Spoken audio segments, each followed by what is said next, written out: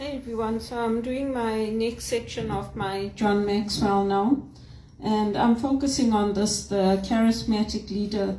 So for today, it's basically on valuing people. How many times have you heard companies say, we value you? But when the time comes for cutbacks, when the time comes for helping you get an opportunity that suits you, where you can use your skills and talents, how many companies actually do it? So when we say we value people, we have to look at the individual, not just look at the team, how they fit into a team, where their gifts would be best used. Those things are important when we're looking at our teams, whether it's in a non-profit or whether it's in a for-profit business. Because if you're not helping people reach their goals, they don't have any motivation to help you reach yours. If you value your people first and you look at their gifts and talents, then you earn the right to be able to do more for them. Because it's like now with the African leaders, they don't want to take this aid that's being offered. Because they're saying, you know what, you're bringing your values with it, you're bringing what you want us to do with it, and it may not necessarily be what fits in with the African culture, with what we want to do. So many of them are saying they don't want that aid because some of that aid is being given to countries where, like me, people have personal ties. Because we push for it, they give the aid. If we don't speak up and we don't use our voices, our countries where we were born are going to be left behind. So when we give our money to the church or to non-profits or charities, you have the option to use your voice to say, I would like this to go to this country or to go to this region. And then they do it. If you just give that money, they'll use it wherever they want, wherever they think it should go. So that's why it's important when we think about valuing people, we have to see who we're valuing and why. And it's the same thing with today's scripture passage with Jesus. Do you think that woman was valued that got caught in adultery? She wasn't valued. They would have killed her. They would have stoned her. Because for them, she incensed them. She inflamed their anger. And so they would have been prepared to kill her. And if they found the man, they would have probably been prepared to kill him as well. Because she brought shame onto her family, or shame onto their community. And so Jesus turns it on its head and he says to them, who of you hasn't committed a sin? And then he tells her to go and sin no more. So that's the same thing that happens in our communities and in our cultures. People are ready to kill, they're ready to put people in prison, they're ready to destroy careers and lives. You look at what happened to Boris Becker in England. So they put him in jail because he had some money that he did not disclose. And after he came out, he gave this interview saying that I should have known. Okay. So how many bankers have they actually put in jail? How many financial advisors have they actually put in jail in this world? Any? None, right? But they were quite happy to come down on Boris Becker and put him in jail, just like they were quite happy to take me to the police station and have everybody say, oh, we think you should go to the psychiatric assessment. So it's the same thing. It's exactly the same thing. So they can launder millions of dollars and get away with it and retire with big, fat, huge millions of dollars bonuses. But when somebody like me is looking for a job, and telling them I didn't do anything wrong and I deserve to work as an executive assistant, then the whole world and its mother comes against me. And everybody supports this. That's exactly what Jesus came to stand against. And he didn't care that he offended those elders that were there because they should have known better. They didn't know better. They didn't. Because if they did know better, Jesus wouldn't have had to have told them. We wouldn't have had to have told them, who among you has cast the first stone? They were all too eager to criticize and to condemn and to want to put this woman to death. That's the reality of the Bible stories. That's the reality. I don't water it down. The men water it down and they focus on the woman, but they don't focus on them. They don't, because they're the ones who are in the pulpit. They're the ones who are giving the preaching and the teaching. It wasn't that simple for Jesus. It wasn't, because he knew what he was doing, and he knew what he was saying was going to offend them. But he earned the right to do more for them, because he took them back to the heart of the law. He took them back to looking at their own lives and looking at the woman differently. And that gets repeated. It was repeated with Mother Mary when she fell pregnant out of wedlock, the mother of Jesus, Mary. What would they have done? They would have killed her. They would have disowned her.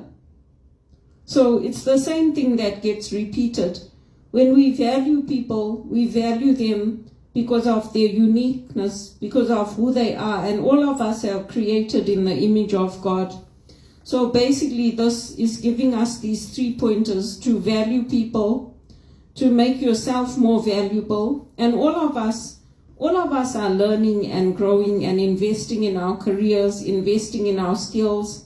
If we're not, then we don't care about our own lives. That's why we learn. That's why we use social media. That's why we follow what the new trends are. Because those of us who want to work know that AI is the future. So we're concentrating on the AI. We're concentrating on the IT. We're focused on learning new skills. We're focused on learning how to use new technology. Because we don't want to be left behind. We don't want to be sitting at home, unemployed, not able to work, not able to contribute to society, not able to help others come up. And if we're helping others come up, we shouldn't be left behind. We shouldn't be punished because we helped others and we mentored others and we invested in others and just be left to sit at home on unemployment. It's wrong. It's not the way that it should work. So that's what John Maxwell's talking in this book. And we have to know on our teams what people value. Young people will probably value different things to older people. Some people will value having a day shift like me. Other people will value working overnight. I worked with people at Teleperformance who they wanted that to be at home during the day, to be with their children, and they wanted to work overnight. So people value different things. People want different things in life.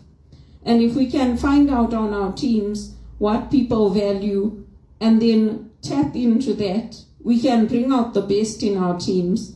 But if we are only focusing on what we want and telling other people that this is the way the team is going to work, it's not going to work. And it's not going to be sustainable because people will just leave. I would have left Teleperformance long ago. If I had gotten an administrative role or another executive assistant role or an HR position, I would have left. Because all my colleagues that were there left, they all left after a year. And that's their model. They want people to come in for a year and then leave and go and find something else. And many of them even try to help you if they see opportunities in other companies for administrators, for HR, for what you want to do. They try to help you. They try to connect you with other people, and that's the way it should be, because that's what their model is for their company. That's what they want to do. So it's not like other companies where they want to retain you, they value the skills, they want to have people come and stay with them, they want to have people grow in their careers, because there are very, very few jobs that open up for you to go up the ladder in the company, because it's a flat company. So you have to understand what kind of company you're working for, what their goal is, what they can do and what they can't do. And it's the same with social media. Why do you think all the big shots use the social media? All the top people. like Roger Federer, U2. Why do you think they use it? Do you think they just use it because, oh, it's there? No, they're using it because they're building their brand. They're building up an audience. They're building up who's following them. They're building up what they want their people to know about them. They're using it for their advantage. So I'm doing the same thing. I'm using it to tell my story, to show my skills, to say, hey, I'm a John Maxwell speaker. I can help you with your teams. I can help you with team building. I can help you to bring in organizational change. I can set up workshops for you. So that's why we're doing it. It's the same thing with my research, with what I'm doing, looking into dietary changes, looking into how menopause is affecting me as a woman. Because I'm like, this is ridiculous. I'm not eating ice creams every day and chocolates every day and cookies every day that I should be suffering with putting on weight and not being able to lose it. So maybe it's related to menopause, so I have to look into that. I've got some supplements to help me. That's how we have to do it, because in today's world, you can't just sit back. You also have to be a CEO of your own life and take control of it and use it. And if you're not using social media, you're not using it to reach people, to showcase your skills, to show people what you're doing, to have your input into it, you're going to get left behind. And the companies that don't want it are going to get left behind. And that's not just for the good, it's for the bad as well. Because that's how they know how to change their message, what to tweak, what to improve, what to do to build a different way. That's how they do it. And so that's the same thing with leadership development. That's why we're always learning new skills, new ways of looking at things, new ways of doing things. And that will come down to, if you look at how I've lived, I've taken opportunities. I've taken opportunities to go to England, to work in England. I've taken opportunities to go and study in South Africa. I've taken the opportunities here when I could get them. So wherever that next opportunity comes, obviously I'm going to take it and go. I'm not going to just sit here and say, no, Toronto's my home. I'm not willing to leave because I've made my roots here and this is where I'm comfortable. It's not about that. You go where the opportunities are. You go where you can get that income, where you can earn a living and where you don't have to be taking money from other people and hearing about it. Because when you take that money, then people want to dictate to you how to dress, how to walk, how to talk, cut your hair. They don't like your makeup, then they start telling you all these things. When you earn your own income and you in control of that, it makes a huge difference. And I've lived the last 20 years having to ask people for help, and it's awful. And they're saying, oh, well, that's how the early Christians lived. They lived like that because they had to, because they were under oppression.